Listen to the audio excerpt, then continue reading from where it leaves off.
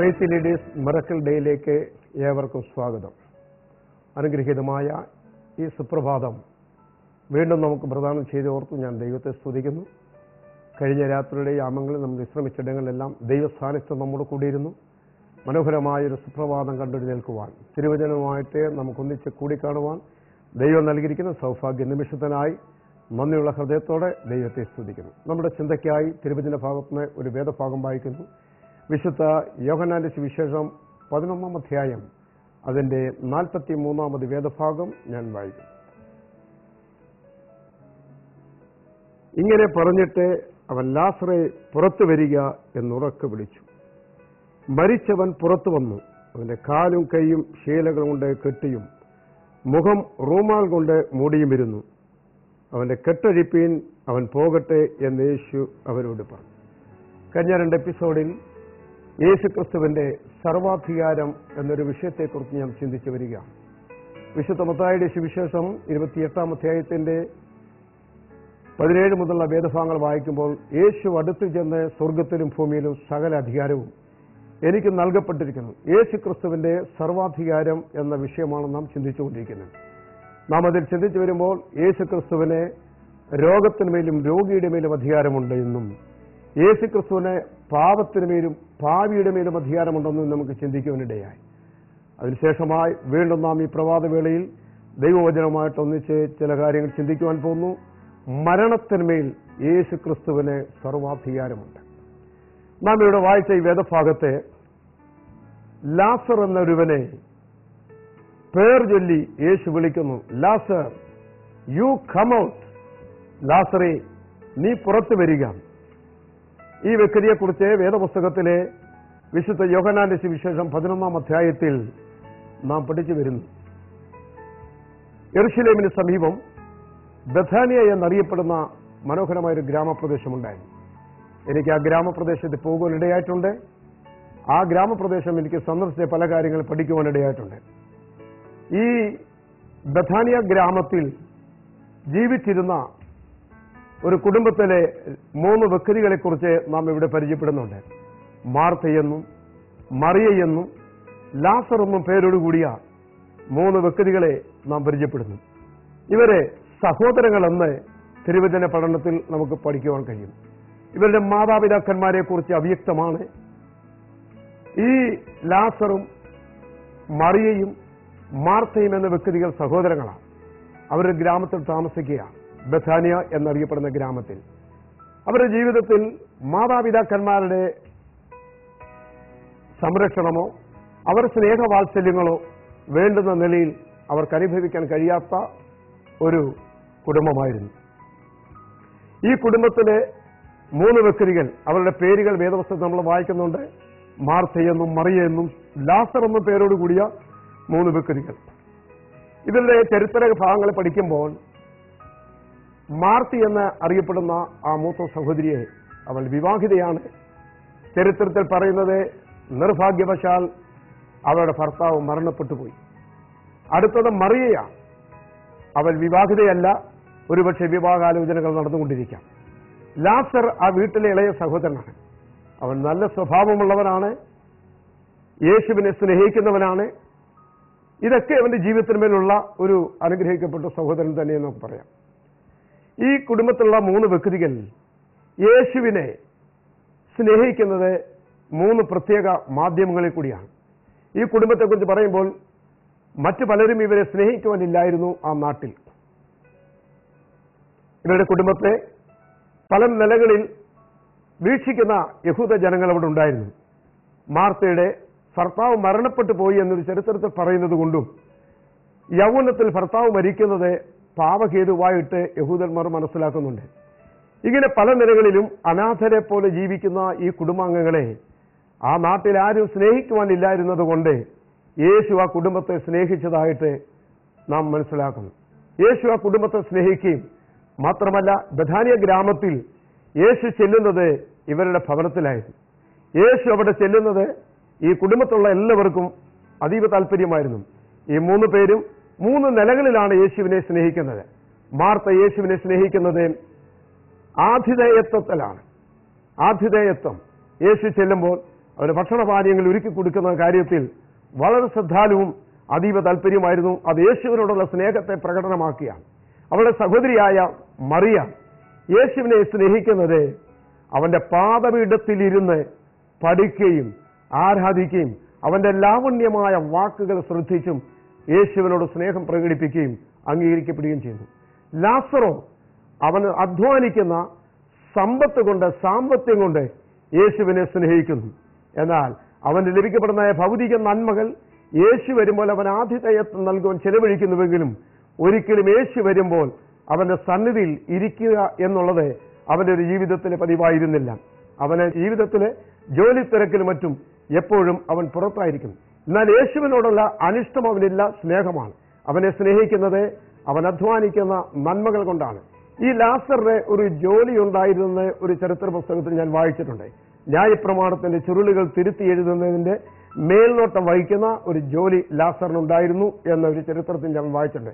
ഇങ്ങനെ ലഭിക്കപ്പെടുന്ന സാമ്പത്തിക നന്മകൾ കൊണ്ട് അവന്റെ സഹോദരിമാരെ പരിപാലിക്കപ്പെടുകയും വല്ലപ്പോഴുമൊക്കെ യേശു ആ വീട്ടിൽ സന്ദർശകനായി എത്തുമ്പോൾ യേശു ക്രിസ്തുവിനെ അവന്റെ സമ്പത്ത് കൊണ്ട് മാനിക്കുകയും സഹകരിക്കുകയും ചെയ്യുന്നതായിട്ട് ഒരു അനുഭവം നമുക്ക് കാണാൻ കഴിയുന്നു. ഞാൻ വിചാരിക്കുന്നത് ബഥാനിയ എന്ന ഗ്രാമം ലോകപ്രശസ്തമായി തീരുവാനുള്ള കാരണം യേശുവിന്റെ ദിവ്യ സന്ദർശനമായിരുന്നു ബഥാനിയ. ആ കാരണത്താലാണ് ലോകത്തിൽ മാർത്തയും മറിയയും ലാസറും എന്നറിയപ്പെടുന്ന ഈ സഹോദരങ്ങളെ ലോകപ്രശസ്തമായി തീരുവാനുള്ള കാരണം യേശുവിന്റെ ഈ സന്ദർശനമായിരുന്നു. ഈ മൂവരും യേശുവിനെ 3 പ്രത്യേക മാധ്യമങ്ങൾ കൊടുക്കുകയാണ് അവരുടെ സ്നേഹം പ്രകടനമാക്കുന്നത്. ആതിഥേയത്താൽ, പഠനത്തിൽ, സാമ്പത്തികമായ നന്മകൾ ചെലവഴിച്ച് ഈ കുടുംബത്തെ യേശു സ്നേഹിക്കുകയും യേശുവിനെ തിരിച്ചു സ്നേഹിക്കുകയും ഉൾക്കൊള്ളുകയും ചെയ്യുന്ന ഒരു അനുഗ്രഹീതമായ കുടുംബമായി. ഈ കുടുംബത്തിൽ യേശു നിരവധി പ്രാവശ്യം വരികയുണ്ടായി. എന്നാൽ ഈ സന്ദർഭത്തിലൊന്നും ലാസർ നല്ലവരെങ്കിലും യേശുവിന്റെ സന്നിധിയിൽ അവൻ ഇരിക്കാറുണ്ട്. ലോകത്തിൽ ഒത്തിരി ആൾക്കാർ ഇങ്ങനെയുണ്ട്. നന്മ പ്രവൃത്തി ചെയ്യും, അവരുടേതായ ഭൗതിക നന്മകൾ ചെലവഴിക്കും, ഒരിക്കലും യേശുവിന്റെ സന്നിധിയിൽ ഇരിക്കാറില്ല. ഒരിക്കലും അവരൊരു ആത്മീക കൂട്ടായ്മയിൽ സംബന്ധിക്കാറില്ല. നന്മകൾ ചെലവഴിക്കുന്നതിനേക്കാൾ ഉപരിയായി ദൈവം നമുക്ക് നൽകിയിരിക്കുന്ന ഏത് നന്മയും അവന് വേണ്ടി ചെലവഴിക്കുന്നത് നല്ലതെങ്കിലും അതിനേക്കാൾ ഉപരിയായി നമ്മെ ഓരോരുത്തരെയും യേശു സ്നേഹിക്കുന്നു.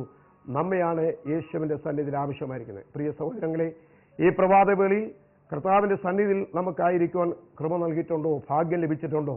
നമ്മുടെ നന്മകളേക്കാൾ ഉപരിയായി നമ്മെ ഓരോരുത്തരെയും യേശുവിന് ആവശ്യമാണ്. അവന്റെ മഹത്വമാർന്ന രാജ്യത്തിന്റെ അവകാശികളായി തരുവാൻ, അതിന്റെ കെട്ടുമണികൾക്ക് വേണ്ടി നമ്മെ ഉപയോഗിക്കുവാൻ നമ്മെ ഓരോരുത്തരെയും യേശുവിന് ആവശ്യമായിരിക്കുന്നു. നിങ്ങളുടെ ജീവിതത്തിൽ അങ്ങനെ ഒരു സൗഭാഗ്യം ലഭിച്ചിട്ടില്ലെങ്കിൽ ഈ നല്ല സുപ്രഭാതത്തിൽ ഇതൊരവസരമായി ഉപയോഗിക്കുവാൻ ഞാൻ ദൈവനാമത്തിൽ ഓർക്കുന്നു. നമ്മുടെ ആയുസ്സിന്റെ നാളുകൾ ക്ഷണികമാണ്. ജീവിതത്തിൽ ദൈവം നൽകിയിരിക്കുന്ന ആയുസ് വേദപുസ്തകത്തിൽ പറഞ്ഞിരിക്കുന്ന 70 സംവത്സരം, ഏറെയായാൽ 80 സംവത്സരം. അതിന്റെ പ്രതാപം കഷ്ടവും പ്രയാസമാണ്. ഇത് വേഗം ഈ ഭൂമിയിൽ അവസാനിച്ചുകൊണ്ടിരിക്കുകയാണ്. നാം ഈ ഭൂമി വിട്ടു പോകുവാനുള്ള സമയങ്ങൾ ഏറ്റവും അടുത്തുകൊണ്ടിരിക്കുകയാണ്. നമ്മുടെ ആയുസ് ഇവിടെ അവസാനിക്കുന്നതിന് മുൻപേ യേശു ക്രിസ്തുവുമായിട്ടുള്ള കൂട്ടായ്മയുടെ ബന്ധം, യേശു ക്രിസ്തുവുമായിട്ടുള്ള ദിവ്യ ബന്ധം നമുക്കുണ്ടാകുന്നില്ല എങ്കിൽ നമ്മുടെ ജീവിതത്തിലെ അടിസ്ഥാനരഹിതമായ ഒന്നായി മാറുവാനിടയാം. അതുകൊണ്ട് ഈ മനോഹരമായ പ്രഭാതവേളയിൽ നിങ്ങളുടെ ജീവിതത്തിൽ ഒരു പുതിയ ആരംഭം ഉണ്ടാകുവാൻ, നിങ്ങളുടെ ജീവിതത്തിൽ ഒരു പുതിയ അധ്യായം ആരംഭിക്കുവാൻ, ലോകരക്ഷകനായ യേശു ക്രിസ്തുവിനെ നിങ്ങളുടെ വീട്ടിൽ, നിങ്ങളുടെ ഹൃദയത്തിൽ, നിങ്ങളുടെ സ്വകാര്യ ജീവിതത്തിൽ ഉൾക്കൊള്ളുവാൻ ഇന്ന് പ്രഭാതവേളയിൽ ഞാൻ നിങ്ങളുടെ ബുദ്ധി ഉപദേശിക്കുവാണ്. കാലത്തിന്റെ ഗതിവിഗതികൾക്കനുസരിച്ച് ജീവിതം പാഴാക്കുവാനുള്ളതല്ല, യേശുവിന് ഇവിടെ നമ്മുടെ ജീവിതം സമർപ്പിക്കപ്പെടുവാൻ ഈ പ്രഭാതവേളയിൽ ഇടയാകട്ടെ ഞാൻ നിങ്ങളെ ഉത്ബോധിപ്പിക്കാം.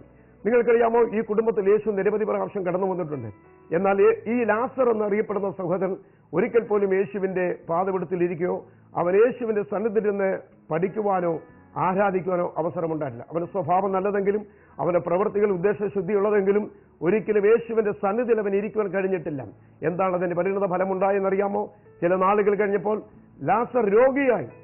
ഈ കാലഘട്ടം അവന്റെ പ്രായപരിധി എന്ന് പറയുന്നത് 30 വയസ്സോളം പ്രായമുള്ളപ്പോഴാണ് യേശുവുമായിട്ടുള്ള ആ ബന്ധം ആ കുടുംബത്തുണ്ടായത്. ഈ ലാസർ രോഗിയായി കഴിഞ്ഞു എന്ന് നമ്മൾ വേദപുസ്തകത്തിൽ വായിക്കുന്നു. അവന്റെ സഹോദരിമാർ യേശുവിന്റെ അടുക്കലേക്ക് ലാസർ ദീനമായി കിടക്കുന്നുള്ള വാർത്ത ഒരു നൂതൻ മുഖാന്തരമായിട്ട് അറിയിക്കുകയാണ്. ഈ രോഗം അവന്റെ ശരീരത്തിന്മേൽ ആരംഭിച്ചതിന്റെ മൂർധന്യമായ അവസ്ഥയിലേക്ക് വന്നു. മരണവുമായിട്ട് അടുത്ത നിമിഷങ്ങളിലേക്ക് അടുത്തു വന്നപ്പോൾ അവരുടെ സഹോദരിമാരുടെ ജീവിതത്തിന്റെ സമനില തെറ്റുകയാണ്.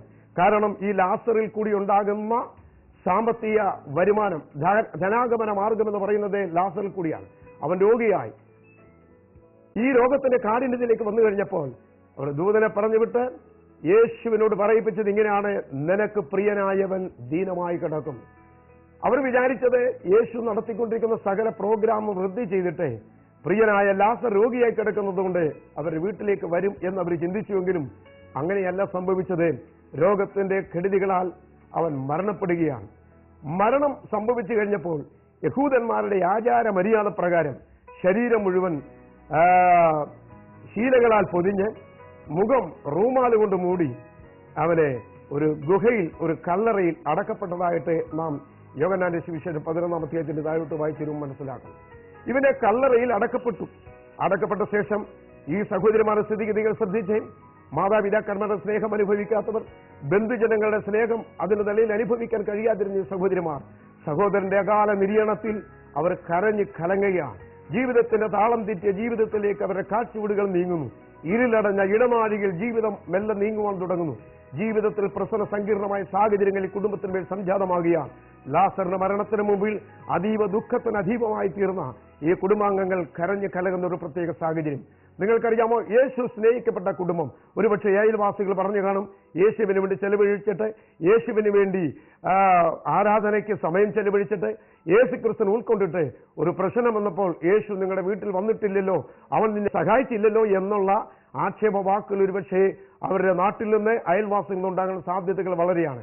ഏതായാലും ആ കുടുംബത്തിന്റെ സ്ഥിതിഗതികൾ വളരെ സങ്കീർണമായിരിക്കുന്നുണ്ട്. കരഞ്ഞ് കലങ്ങുന്ന ഒരു അന്തരീക്ഷം, ജീവിതത്തിൽ പ്രശ്ന സങ്കീർണമായ ജീവിതത്തിന്റെ അന്തരീക്ഷത്തിൽ ആ കുടുംബം ഇങ്ങനെ നിലനിൽക്കുകയാണ്. ഒരു സത്യം പറയട്ടെ, 4-ാമത്തെ ദിവസം ലാസറിനെ കല്ലറയിൽ അടക്കിയ ശേഷം 4-ാമത്തെ ദിവസം ലോകരക്ഷകൻ, സകലത്തിൽ മേൽ സർവാധികാരമുള്ള യേശു ക്രിസ്തു ഈ ബഥാനിയ ഗ്രാമത്തിലേക്ക് വീണ്ടും വരുവാനിടയായി. ഞാൻ ലാസറിന്റെ കല്ലറയിൽ പോയിട്ടുണ്ട്. ആ കല്ലറ എനിക്ക് നേരിൽ കാണുവാൻ ഇടയായിട്ടുണ്ട്. പക്ഷെ ഈ കല്ലറ ഇപ്പോഴും അടഞ്ഞു കിടക്കുകയാണ്. അത് മറ്റൊരു സാഹചര്യമാണ്. എന്നാൽ യേശു ബഥാനിയ ഗ്രാമത്തിലേക്ക് വീണ്ടും വരുവാനിടയായി. ഈ വാർത്ത ആ കുടുംബാംഗങ്ങൾ അറിയുവാനിടയായി. മാർത്ത യേശുവിന്റെ അടുക്കലേക്ക് ഓടിച്ചെല്ലുകയാണ്. യേശുവിനോട് ചെന്നവരുടെ ജീവിതത്തിന്റെ പരാതികൾ പറയുകയാണ്. യേശുവിന്റെ അടുക്കലേക്ക് ചെന്ന മാർത്തയോടെ യേശു ചോദിക്കുന്ന ചോദ്യമുണ്ട്: നിന്റെ സഹോദരിയായ മറിയ എവിടെ? യേശുവിന്റെ പാത വിട്ടുപിരിയാതിരുന്നവൾ, യേശുവിൽ നിന്ന് പഠിക്കുവാനിരുന്നവൾ, യേശുവിനെ ആരാധിക്കാൻ സമർപ്പിക്കപ്പെട്ട സ്ത്രീ ജീവിതത്തിൽ നേരിട്ടൊരു പ്രശ്നത്തിന് മുമ്പിൽ യേശുവിന്റെ അടുക്കലേക്ക് ചെല്ലാതെ അവൾ മാറി നിൽക്കുക.